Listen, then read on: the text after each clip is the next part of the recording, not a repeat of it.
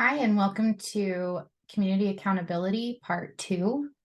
Today, we're going to be talking about why community accountability is important.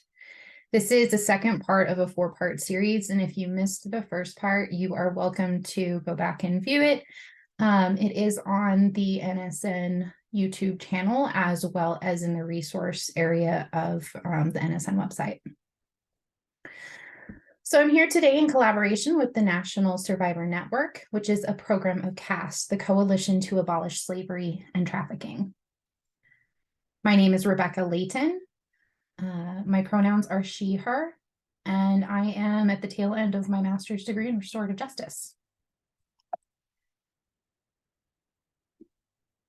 So our agenda for today, we will do a land acknowledgement, and then we will go into narratives. We'll start with a poem. It's called The Prisoner's Poem. And it's more of a parallel theme, but it really, I think, makes a lot of sense to bring into this space. Our narratives really shape, in the story that we kind of see within ourselves and within community really shapes kind of how we enter into community and how we move and are together in that space. And then we're going to talk a little bit about breaking down social norms.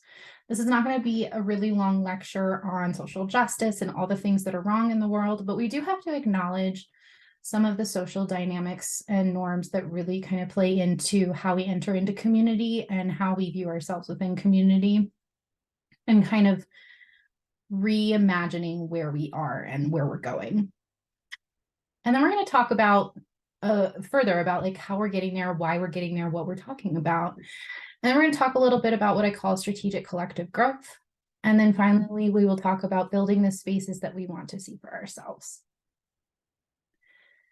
The land that I reside on and occupy is the traditional land of the Cheyenne, the Ocheti, the Sakowin, the Arapaho, and the Ute. So the Prisoner's Poem, it's called Prisoners by Judge Dennis Challen. And this was really written in a response to how our carceral systems view people who cause harm.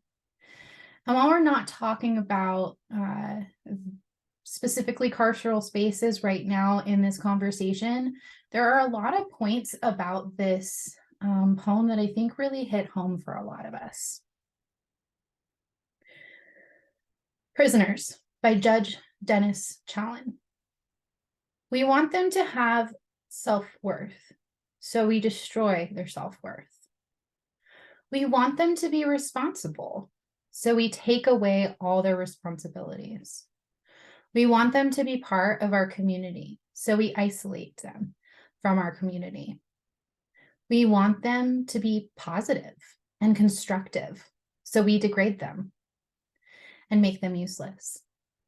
We want them to be trustworthy, so we put them where there is no trust. We want them to be nonviolent, so we put them where there is violence all around them. We want them to be kind and loving people, so we subject them to hatred, cruelty. We want them to quit being the tough guy, so we put them where the tough guy is respected. We want them to quit hanging around losers, so we put all the losers in the same state, under the same roof. We want them to quit exploiting us, so we put them where they exploit each other. We want them to take control of their lives, own their problems, and quit being parasites, so we make them totally dependent on us. Now, before we move on, I want to kind of let some of these sink in. While maybe not all of these resound to each one of us, I can say many of these boxes, many of the aspects of this poem really, really speak to me, both in the way that I've seen myself in spaces, but also how I've seen other survivors and other folks who have been harmed based on social norms be placed. And I've also seen what we do to those who cause harm. And while it can be kind of complicated talking about what we do when people harm, I think it's also really important to talk about, these are just byproducts. The way that we treat people is a byproduct of our society and our social norms. And I think that, when we start thinking about how we approach harm and how we approach punishment, it actually says more about how we are in our everyday communities. And so I just kind of want to take some of this with us. Think about a time when your self-worth may have been destroyed, or because your self-worth was harmed, you maybe hurt somebody else's self-worth, or somebody did that to you. And how could we be responsible and prevent that from happening in the future? When is a time when you wanted someone to trust you, and instead they put you with others where there's no trust? Oftentimes we treat people in society that we either don't understand or don't like, or what have you, in places that we don't have to see them anymore. Isolation is really incredibly damaging, especially when we're talking about building a community that's going to grow and support each other.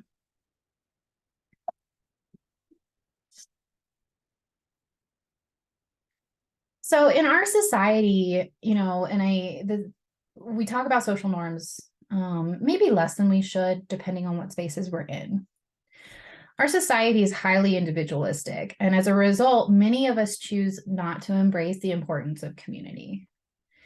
In school, we're pushed to excel or assumed to fail, right? Like, you were either the best, and if you are not meeting the standard or the status quo, a lot of times students just get pushed aside, forgotten, left behind, and just, they'll never amount to anything. In jobs, we compete for promotions instead of lifting up and bringing those with us in the best ways that we can. Leadership is often is more managing rather than leading and growing together. Social media begs us to strive for more views and who has the most followers, and kind of these almost like artificial communities that really don't value anything except for what's the newest, greatest, coolest thing right now. Our external image is based on social expectations. Don't go out with makeup, or wear a certain thing, or buy the new trends. Everything is very often ingrained in how we appear and how we are expected to appear.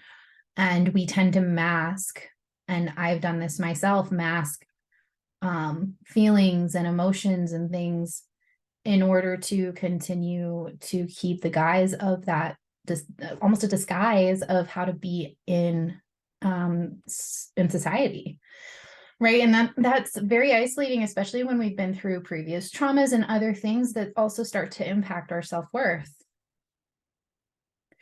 And so much of this is really kind of embedded through capitalism. It's very, what is the profit?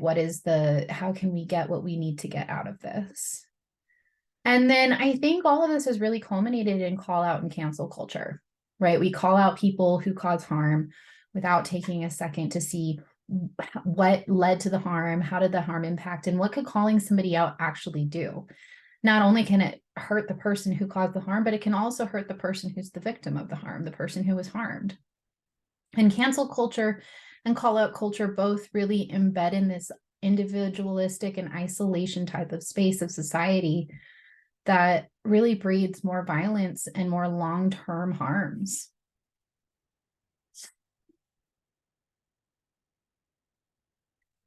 Now, I want to give you a second to look at this image. This is original art by Anna Marie Barrett.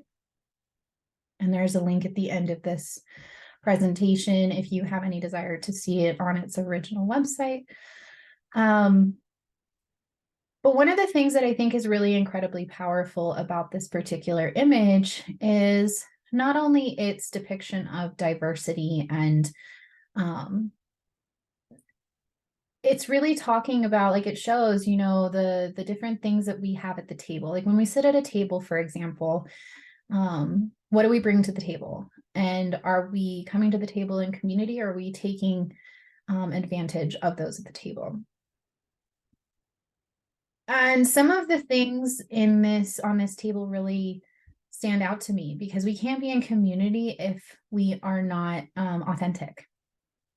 We can't truly be in community if we're not authentic. Self-awareness, inclusion, love, diversity, interdependence, and vulnerability, those ones go pretty hand in hand. And I think that as a community of survivors, those can be really hard to do, especially when we could have been harmed by someone that we really trusted and loved in the past. Trust, humility, nonviolent communication, intentional listening. This is a really hard one for a lot of people. I had a teacher of mine many years ago have us do this activity, and we had to walk and listen to the other person talk, and we had to put a timer on, and we were not supposed to respond in any of that time, not our heads do anything. And we were literally just supposed to authentically listen. And it was really hard, and it felt kind of uncomfortable. But the conversations were actually deeper at the end of the exercise. And it was really cool to see what could happen when we changed the framework of how we communicate with people. We're very much conditioned that if we don't respond to people in certain ways, they may not think that we're listening, instead of really focusing on what the words that are coming out of the other person, instead of thinking about what our response is going to be. Dr. David Anderson Hooker, who wrote the Little Book of Transformative Community Conferencing, says that when transformation begins from the epicenter, it will have multiple rippling impacts. And I kind of bring that back to this idea of the table, and what are some of these harder things for us to do as a community in order to grow, right? If that transformation is coming from the epicenter, it's coming from the center. And if we think about, this image of the table and family or community coming to the table to share a meal, those are incredibly empowering and intimate spaces. And so if we're working on transformation from the center, from the very core of our communities, then that can ripple out and that can start impacting others. It's kind of like that. If you smile at someone, then they'll smile at someone else. But if you are unkind to someone, then they might be unkind to the next person, right? And we talked a little bit about that in part 1.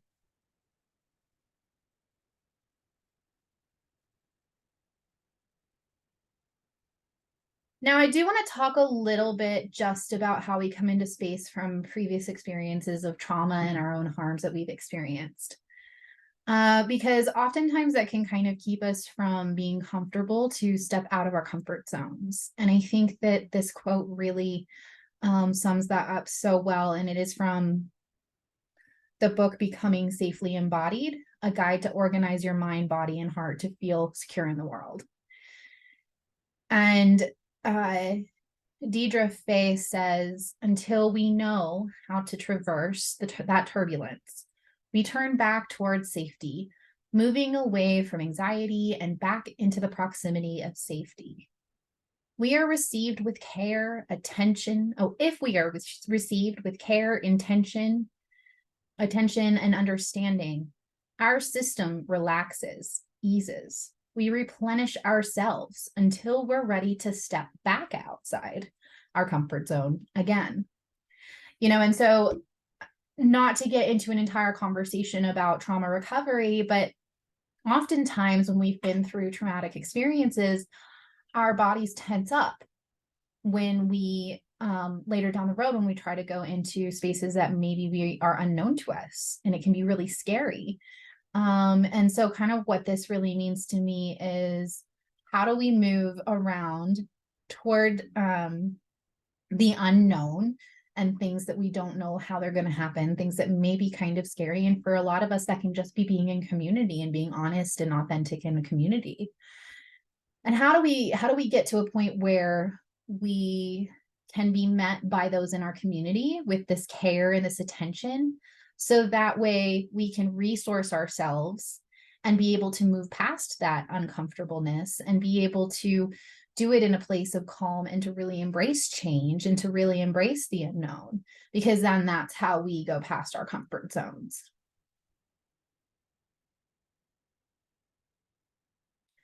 So we talked a little bit about, kind of why and how, but one of the really things that I think is really important is, we come from a community, not just of isolation, or a society, not just of isolation, but also of high judgment, right? And so that's where, we talked about wanting to have, this social media support and wanting to dress and act and look a certain way and masking our true identities oftentimes to fit into society.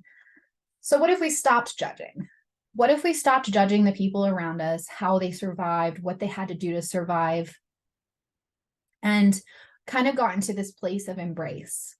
What if we stopped shaming people's mental health and trauma responses and used that as a way to work together to make things better and to learn from each other? What if we moved away from stopping the judgment and not supporting community when they have different opinions? What if we actually did support other opinions and take the time to say, okay, I disagree, but let's have a conversation. Let's have a conversation through love and respect and just kind of get a feel. Actively listen. You don't have to agree. You don't even have to change your mind at the end. But we can't really have community if we don't have a safe place for dialogue and, disagreements, healthy disagreements. And I think acknowledgement is another aspect of that. Acknowledgement brings us to this place of tangible awareness, like actually being able to measure, like, where did we start? Where are we going? And how far have we come? Being aware of, both our failures and our successes and measuring those. Coming into places and acknowledging the intention that we bring into this space.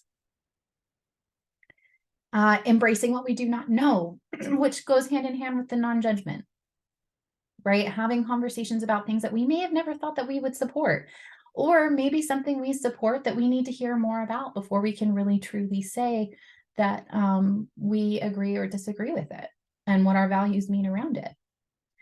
Acknowledging also gives us a place to really dream and to learn about what this future really could hold.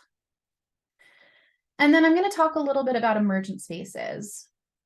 With emergent spaces, we're creating a space that embraces the messy. And if you want to know more about emergent spaces, it is a whole, there's a lot about it. There is a link on the NSN website as well in the resource area. But what I wanted to bring out of it is it's a supportive environment. It helps to establish a more supportive environment. And while we can't expect survivors to hold, and we can't expect the facilitators to always hold the space, it's really a place for the collective to take the space together.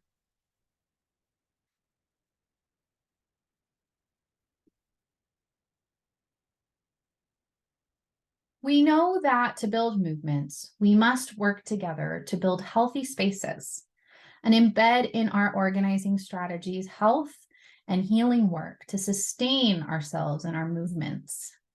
More about this can be found on the Kindred Southern Justice Collective. But other movements have been doing this work long before us. And a lot of what we learn and what I've learned over the years from restorative and transformative spaces is that there's great wisdom in communities and cultures that have come long before us. And I think it's really important to embrace the wisdom that we can learn from them. And so other non-violent movement spaces, I think, are really good places for us to look, not only like what has worked for them, but what is still growing, right? Like we can learn from adjacent movements and parallel movements and work together in these spaces and to acknowledge the really hard work that other people have done. And this is really kind of, it's talking about building healthy spaces that are embedded in our organization, in our organizing strategies, health and healing work, and sustainability. And that's where it's so important to continue to grow community. That's why community accountability is so incredibly important, because if we don't create a space where it's safe to be our authentic selves, then we can't actually have a healthy space. So strategic collective growth. For me, this is what's the strategy of our collective growth. It is what, it is here. And for me, I break it down into these 5 components, and there's so much more to it, but these are the strategic spaces that I see us moving forward and being really incredibly important for us. And that's growth, healing, humanity, strategy, and longevity. It could also be considered resilience. So for growth is personal and it's collective. It is us growing in ourselves while also growing in community. I've often heard it, that healing, for example, when you start moving into healing and growth, they really work together. You can't grow unless you're healing, and you can't heal unless you're growing. But healing doesn't happen in a vacuum, right? And healing is perpetual.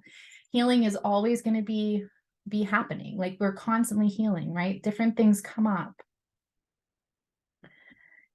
And this is how we start to embrace our humanity, right? Through our healing, through our growth, we build in connections that previously seemed unlikely or impossible. And if we're able to start embracing those relationships and those connections with folks that we never thought that we would, that's where we continue to grow. And that's where our strategy starts to come in, right? Like, how are we going to strategically work together through our humanity and all of our faults and all of our failings and all of our growth and all of those things? How are we going to embrace the humanity to continue to establish healing and growth? And that's how we continue the longevity of our movements and our community. So community accountability helps to kind of bring in all of these different aspects of moving forward. And that's how we get to a space of resilience and longevity, where we start to become self-sufficient communities that are unapologetically committed to each other's growth. In order to build the movements capable of transforming our world, we have to do our best to live with one foot in the world we have not yet created. I pulled this quote from Aurora Levin Morales' excerpt from Fumbling Toward Justice, which is a workbook for community accountability facilitators. And the workbook is phenomenal. There are many wise people who contributed to this work, and I highly encourage any of you to look at it, while understanding that there is talk in it about more intimate types of violence and community building and justice within that space. But in order to build the movements capable of transforming our world, we have to do our best to live with one foot in the world we have not yet created. I think it's really hard to even imagine a space where we could do that, right? Where we can just sit and dream. And I think that's really what this quote kind of means to me. It does expand in the original work. But for me, we've gotten to this place of breaking down all the social barriers that perpetuate violence and perpetuate harm and perpetuate fracturing in our communities. And so it makes it really hard to think and to dream, especially when we've seen other people doing this work already for so long, and wondering, like, have they succeeded and have they not?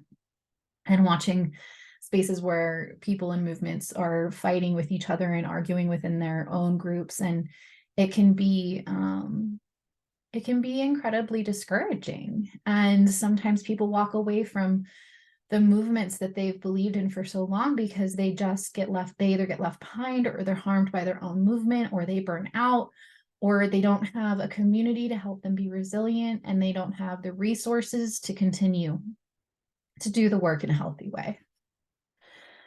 So I just want us to think about how we can keep ourselves grounded in a dream for our future. So how do we build spaces that we want to be part of? And I think a lot of it is holding gratitude to the movements and the wisdom that we are learning from, and those supporting us as we learn. We are survivors coming together not only to have a community of support and professional development. We have the ability to learn together and from each other to build strength. Anti-trafficking and other interpersonal violence sectors have been answering the problem through isolation, incarceration, and so many other harmful ways. So how can we imagine a different way to do that? Survivors are the experts of their story. Shouldn't survivors be trusted to claim ownership over how we see harm addressed, both internally, but also in the sectors that we work?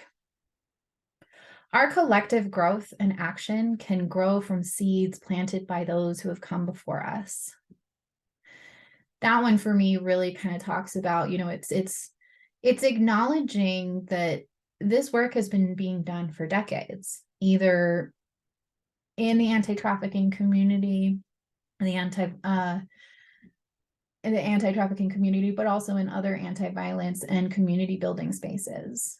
And so it's important to acknowledge those who have been planting those seeds for a long time, and their likely exhaustion in the movement, their successes, their not so successful spaces, and just acknowledging that, one, everyone is human, but also they have done a lot of the heavy lifting already. So I think it's really important for us to acknowledge and to build on the seeds that have been planted before us. We can build on the wisdom of other anti-violence movements, and in that we must give gratitude to those sacred spaces. We can support other movements fighting oppression, racism, and homophobia. We can name the harms that lead to exploitation and other forms of interpersonal violence. We can develop holistic healing that embraces the messy. We are here. We survived. We will thrive. I just want to take some time. Here are the resources, and just want to give credit to some of the folks that I've and works that I have drawn from through my learnings and through this presentation. And I want to take time to give gratitude to all of us who are here and ready to learn and to embrace sometimes messy learnings and unlearnings and just all of those kinds of things. And to embrace that we have a space that is beautiful and capable of accomplishing greatness. Each of you who are here today, who have taken the time to learn with me, I hope that something here has resonated with you that you can take with you and you can impart onto others, and that you can go into your communities and into your spaces through love and grace, and just embrace life as it is, and just enjoy it. And things are hard sometimes, and sometimes it's really hard to see beyond the right now. But it is a good time for us to also dream about what is to come and what we can achieve if we do it together in a community that is accountable to each other and authentic with each other. Thank you for being here, and I look forward to seeing you all in part 3. Blessings.